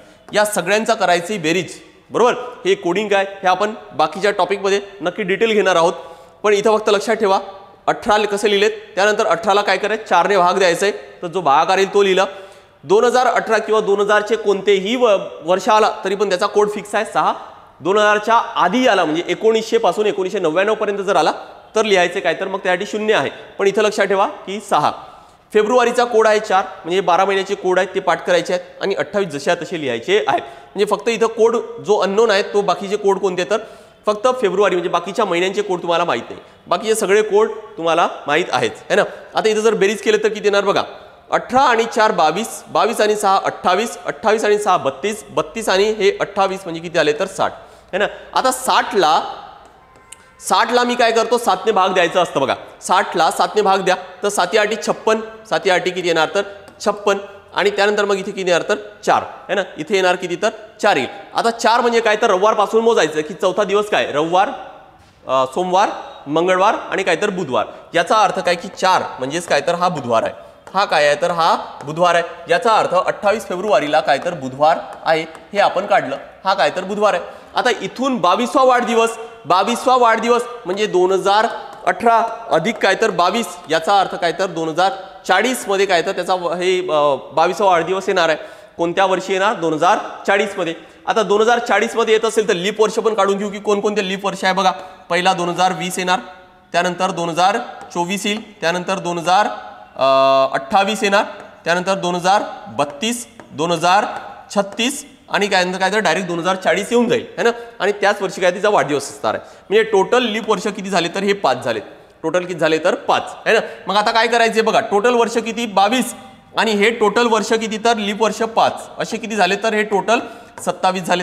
टोटल किती झाले 27. आता जर 27 येत असेल तर मग वार कसा काढायचा, 27ला परत 7 ने भाग द्या. परत काय करायचंय 7 ने भाग द्यायचा आणि जेवढे पण दिवस बाकी असतील, जे पण ऑड डेज उरतील, जे बाकी राहणार ते या बुधवारच्या समोर मोजायचे है ना. बघा इथं भाग देतोय मी, 7चा भाग दिला तर इथं किती येणार तर हे 6 है ना. सॉरी 7 त्रिक 21 आणि उरले किती तर 6, किती उरणार तर 6. म्हणजे या बुधवारच्या समोर 6 दिवस जर मोजले तर ते किती येणार तर मंगळवार. काय येणार तर मंगळवार, बरोबर. गुरुवार, शुक्रवार, शनिवार, रविवार, सोमवार आणि काय तर मंगळवार. टोटल काय येणार तर 6वा दिवस म्हणजे मंगळवार. आन्सर येणार काय तर मंगळवार. ट्यूजडे हा आन्सर येणार आहे. नेक्स्ट पुढचा प्रश्न बघा. ए आणि बी एक काम अनुक्रमे 15 आणि 10 दिवसामध्ये पूर्ण करतात. दोघांनी एक काम करण्यास सुरुवात केली, परंतु 2 दिवसानंतर बी ला काम काय तर सोडावे लागले. उरलेले काम ए ने पूर्ण केले. हे काम किती दिवसात पूर्ण झाले ते काढायचे. टाइम अँड वर्कचा प्रश्न आहे, मॅथमॅटिक्सचा, अगदी सोपा आहे. बघा इथं काय म्हटले, ए आणि बी 15 आणि 10 दिवसात पूर्ण करतात. आपण एक काम करू की एकूण काम किती आहे तर हे 15 आणि 10 या दोघांचा लसावी म्हणजे किती तर 30. 30ला 15 ने पण भाग जातो आणि 10 ने पण जातो. बघा आता लिहून घेऊ आपण की याला लागतंय किती 15 दिवस आणि बी ला लागतंय किती तर 10 दिवस. याला 15 दिवस लागत आहे म्हणजे हा रोजचे किती करणार तर हा रोज बघा 30 युनिट संपवायचे आहेत. किती तर टोटल 30 युनिट संपवायचे आहेत. तर 15 दिवसामध्ये म्हणजे रोज किती तर 2 युनिट्स एका दिवशी संपवेल आणि हे 30 युनिट 10 दिवसात संपवतोय म्हणजे रोज हा 3 युनिट संपवणार आहे. आता हे दोघांनी मिळून जर सोबत काम केलं म्हणजे हा 2 युनिट संपवणार, हा 3 युनिट संपवणार, म्हणजेच टोटल किती तर 5 युनिट संपणार आहेत. टोटल किती संपणार तर 5 युनिट संपतील, बरोबर. काय केले तर बघा दोघांनी एकत्र काम करण्यास सुरुवात केली, परंतु 2 दिवसानंतर बीला काम सोडावे लागले. म्हणजे 2 दिवस दोघांनी सोबत काम केलं. दोघांनी सोबत जर काम केलं तर 5 युनिट्स एका दिवशी संपतात, तर 2 दिवसामध्ये किती संपणार, तर हे 10 युनिट संपणार आहेत. 30 पैकी 10 संपले, राहिलेत किती, तर हे 20 युनिट्स बाकी राहिलेत. 20 युनिट्स काय तर बाकी आहेत. आणि कोण करणार आहे आता बघा, बी ला काम सोडावे लागले, म्हणजे करणार कोण, तर फक्त एच करणार. हे 20 युनिट्स कोण करणार, तर फक्त ए करणार. आणि ए आपल्याला माहित आहे की ए काय करतोय, तर रोजचे 2 युनिट संपवतोय. 20 युनिट संपवायला ऑब्वियस आहे 20 भागाकारामध्ये 2 म्हणजेच किती येणार, तर 10 दिवस लागणार आहे. किती, तर 10 दिवस. बरोबर. बघा आता लगेच आन्सर येईल. काय आहे की हे आधी दोघ जण मिळून 2 दिवस काम केले, त्यांनी 2 दिवस काम केले आणि उरलेला काम उरला जो काम होता 20 युनिट जो बाकी होते ते फक्त कोणीतर ए ने 10 दिवसात केले. म्हणजे हे 2 दिवस आणि 10 दिवस असे टोटल किती झाले, तर 12 दिवसात काय तर एकूण काम आहे तो संपणार आहे. टोटल 12 दिवसात. सोपा प्रश्न विचारला होता टाइम अँड वर्कवर. नेक्स्ट बघा, दिलेली विधाने व त्यानंतरची अनुमाने अभ्यासा. दिलेल्या विधानांवर आधारित योग्य अनुमानाची निवड करायची आहे. सर्व गणिती उच्च पातळीची तर्कविचार करण्याची क्षमता प्रदर्शित करतात. सर्व गणिती उच्च पातळीची तर्कविचार करण्याची क्षमता प्रदर्शित करतात.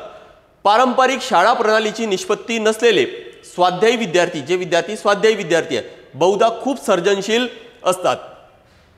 फक्त काही गणिती खूप सर्जनशील असतात. फक्त काही गणिती आहे ते काय तर खूप सर्जनशील आहे. राईट. आता याच्यावरून आपल्याला काय तर योग्य अनुमान काढायचे, म्हणजेच काय तर आपल्याला काही इन्फरन्स काढायचा आहे. बघा काय, उच्च पातळीची तर्कविचार क्षमता असलेल्या व्यक्ती गणिती होण्याची शक्यता आहे. काय म्हटले, उच्च पातळीची तर्कविचार क्षमता असलेल्या व्यक्ती गणिती होण्याची शक्यता आहे का.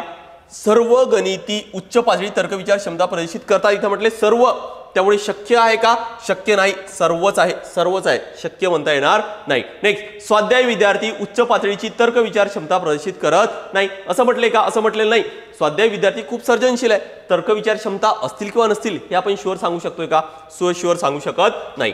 स्वाध्याय विद्यार्थी क्वचितच गणिती होतात, हे सुद्धा कुठं म्हटले इथं की स्वाध्याय विद्यार्थी क्वचितच गणिती होतात वगैरे, हे सुद्धा आपल्याला निष्कर्ष काढता येत नाही. आणि म्हणून आन्सर काय ना, तर वरीलपैकी एकही नाही हा योग्य आहे. नेक्स्ट, सोबतच्या फरशांवरील ठिपक्यांची रचना शोधा आणि ती पूर्ण करण्यासाठी पर्यायातून उचित भाग निवडायचा आहे. काय केलंय यामध्ये बघा, तुम्हाला सांगतोय मी, इथं 5 आहेत, इथं 5 आहे, पण इथं 2च आहेत. मग चेंज कुठं गेलेत, ज्या ठिकाणी बघा डार्क सर्कल जो आहे, dark circle plus dark circle तुम्हाला व्हाईट सर्कल लिहायचंय. White circle plus white circle तुम्हाला डार्क सर्कल लिहायचंय है ना. आणि जर सपोज एखादी डार्क सर्कल आहे त्याच्यासोबत जर एखादी व्हाईट सर्कल आला तर तुम्हाला काहीच लिहायचं नाही, तुम्हाला ब्लँक सोडायचं आहे. बघा तेच करायचं इथं. डार्क सर्कल येणार काय तर white, dark plus white. Next, dark white, इथं बघा काहीच नाहीये. इथं बघा व्हाईट डार्क आणि इथं काय तर इथं काहीच नाहीये. नेक्स्ट, हा व्हाईट इथे येणार काय तर डार्क. सिमिलरली इथं व्हाईट डार्क, इथं काहीच नाहीये. बरोबर. हाच फंडा यूज करायचा आहे. बघा आता इथं आपल्याला या बॉक्समध्ये काय येणार तो काढायचा आहे. हा इथं डार्क आहे तर इथे येणार काय तर व्हाईट. नेक्स्ट, हा व्हाईट आहे तर इथे येणार डार्क. नेक्स्ट, व्हाईट आहे डार्क आहे तर इथं काहीच येणार नाही. डार्क म्हणजे इथं काय येणार तर व्हाईट येणार. व्हाईट म्हणजे काय तर इथं डार्क येणार. बस असा पर्याय तुम्हाला शोधायचा आहे आणि तो काय तर पहिल्यामध्ये दिलेला आहे. ठीक आहे, सोपा होता प्रश्न हा पण. नेक्स्ट, पुढचा प्रश्न बघा 75 म्हणजे शेवटचा प्रश्न आहे. परत ॲनालिटिकल रिझनिंगचाच प्रश्न आहे. पुढील युक्तिवाद काळजीपूर्वक वाचा आणि दिलेल्या पर्यायातून युक्तिवादातील त्रुटी निर्देशित करणारा सर्वात उत्तम पर्याय निवडायचा आहे तुम्हाला. ठीक आहे, काय म्हटले, त्रुटी काढायचे म्हणजेच काय तर त्याच्यामध्ये काय कमतरता आहे असं आपण सरळ म्हणू की त्याला आपल्याला आर्ग्युमेंट करायचे की तू जे काही बोलतोय ना त्याच्यामध्ये तुझ्या बोलण्यामध्ये ना हे कमी आहे, त्याला आपण काय म्हणू की त्रुटी. म्हणजे आपण सरळ म्हणू की आपल्याला आर्ग्युमेंट करायचं आहे किंवा हे तुझे म्हणतोय हे असं नाहीये हे असं आहे म्हणून. पण त्यासाठी आपल्याला स्ट्रॉंग आर्ग्युमेंट असायला पाहिजे. यासोबत स्ट्रॉंग का म्हणतोय, कारण सर्वात उत्तम, कदाचित 4 ऑप्शनपैकी 4ही बरोबर असू शकतात, पण आपल्याला सर्वात उत्तम तो काढायचा असतो. बघा, कल्याणकारी लाभ अवलंबनाची संस्कृती आणि अनुत्पादक कार्यबल निर्माण करतात. कल्याणकारी लाभ म्हणजेच काय की जे गव्हर्नमेंटद्वारे ज्या स्कीम्स येतात, जसं PDS माहिती आपल्याला, ज्यामुळे अनाज धान्य मिळत असतं, राईट ना. तर अशा ज्या स्कीम्स आहेत त्याच्यामुळे काय होतं की कल्याणकारी लाभ अवलंबनाची संस्कृती आणि काय तर अनुत्पादक कार्यबल, अशामुळे काय तर काही लोक अनुत्पादक कार्यबल म्हणतात. म्हणजे काय तर ते कामच करणार नाही, काही उत्पादनच करणार नाहीत. असे लोकांना वाटते, असे लोकांना वाटू शकते है ना। नेक्स्ट काय, अनेक लोक जगण्यासाठी उत्पन्न मिळवण्याची खटपट न करता केवळ कल्याणकारी लाभावर वर्षानुवर्षे अवलंबून राहतात। काही वर्षांपूर्वी शासनाने लाभार्थींच्या पात्रतेसाठी कठोर नियम केलेले आहेत। काय केले बघा, काही वर्षांपूर्वी शासनाने लाभार्थींच्या पात्रतेसाठी काय केलं तर कठोर नियम केलेले आहेत की जे लाभार्थी आहेत त्यांसाठी कठोर नियम केलेले आहेत की कोणाला मिळायला पाहिजे। एक्झाम्पल पीडीएसचाच घ्या की कोणाला मिळायला पाहिजे आणि कोणाला नाही मिळायला पाहिजे, यासाठी काय तर कठोर नियम केले आहेत। काय होणार काय, कारण ऑलरेडी जर धान्य मिळत आहे, पोटात अन्न जात आहे, तर बरेच काही लोक असे असू शकतात की काहीच काम करणार नाही, अनुत्पादक आहेत है ना। लाभार्थींच्या पात्रतेसाठी कठोर नियम केले आहेत, यामुळे लाभार्थींची संख्या कितीने घटली आहे तर यामुळे 15ने घटलेली आहे, 15ने घटलेली आहे।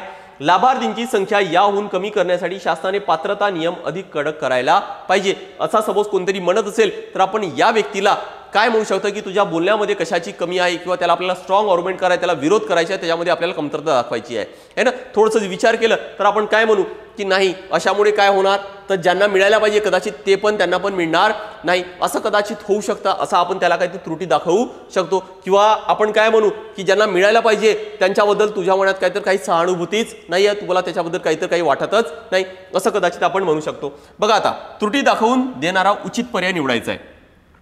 हा युक्तिवाद लाभार्थींना अनुत्पादक कार्यबलासमान मानतो, बरोबर। काय म्हणतोय बघा, युक्तिवाद लाभार्थींना अनुत्पादक कार्यबलासमान मानतो।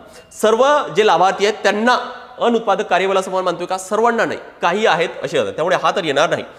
स्वतःच्या चुकांमुळे लाभार्थी व्यक्ती या परिस्थितीत आहेत असा याचा गभितार्थ आहे। स्वतःच्या चुकांमुळे लाभार्थी व्यक्ती स्वतःच्या चुकांमुळे आहेत का, नाही, त्यामुळे हा येणार का, येणार नाही।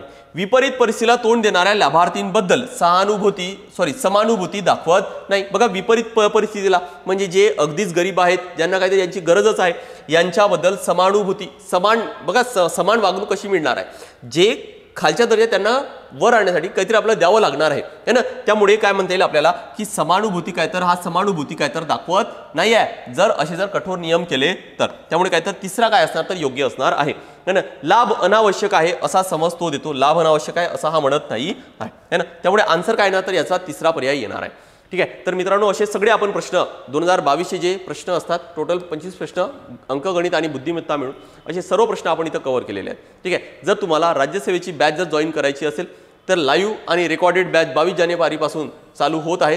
प्रत्येक विषयासाठी डेडिकेटेड फॅकल्टी आहे। ही लक्षात ठेवायची आहे तुम्हाला की याच्यामध्ये जीएस पेपर 1 आणि जीएस पेपर 2 असे दोन्ही विषय म्हणजे जीएस जनरल स्टडीज आणि काय तर सीसॅट, जीएस पेपर 2 म्हणजे काय तर सीसॅट, असं सगळं कव्हर केलं जाणार आहे। जी प्री फोकस बॅच आहे लक्षात ठेवा, यामध्ये मेन्स कव्हर केले जाणार नाही, ही प्री फोकस्ड बॅच आहे, प्रीच्या दृष्टीनेच काय तर पूर्ण तुम्हाला शिकवल्या जाईल, ठीक आहे। ज्यामध्ये PYQ, concepts, current affairs, expected questions असं सगळं कव्हर केलं जाईल। माध्यम लक्षात ठेवा मराठी आणि इंग्लिश है ना। बोर्डवर तुम्हाला नंबर दिसतच असतील, त्यावर तुम्हाला कॉन्टॅक्ट करून बॅचबद्दलची माहिती मिळवता येईल। यासोबतच जर कोणाला टेस्ट सिरीज जर लावायचं असेल, 2024ची टेस्ट सिरीज आहे ती ऑलरेडी 7 जानेवारीपासून चालू झालेली आहे। सुरुवातीला काही विषयानुसार टेस्ट आहे आणि त्यानंतर मग पूर्ण कॉम्प्रिहेन्सिव्ह, यासोबत करंट अफेअर्सचे सुद्धा काहीतरी टेस्ट होणार आहेत। ही तर झाली कशाबद्दलची बॅच राज्यसेवेचा, पण त्यासोबतच जर तुम्हाला कंबाईंड म्हणजे PSI, STI, ASO, SR, STA, clerk typist वगैरे, टेक्निकल असिस्टंट याबद्दलची सुद्धा बॅच जर जॉईन करायचं तर ती पण प्री फोकस्ड बॅच 16 जूनला जी होणारी एक्झाम आहे त्यासाठी काय तर आकार फाउंडेशनद्वारे लॉन्च केलेली आहे।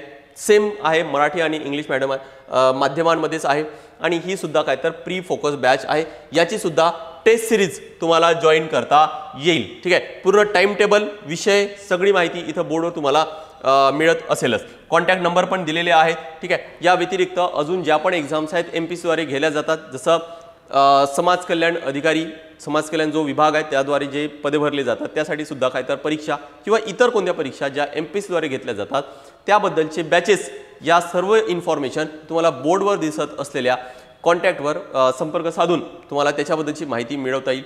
तर आज आपण इथंच थांबूया। Thank you very much.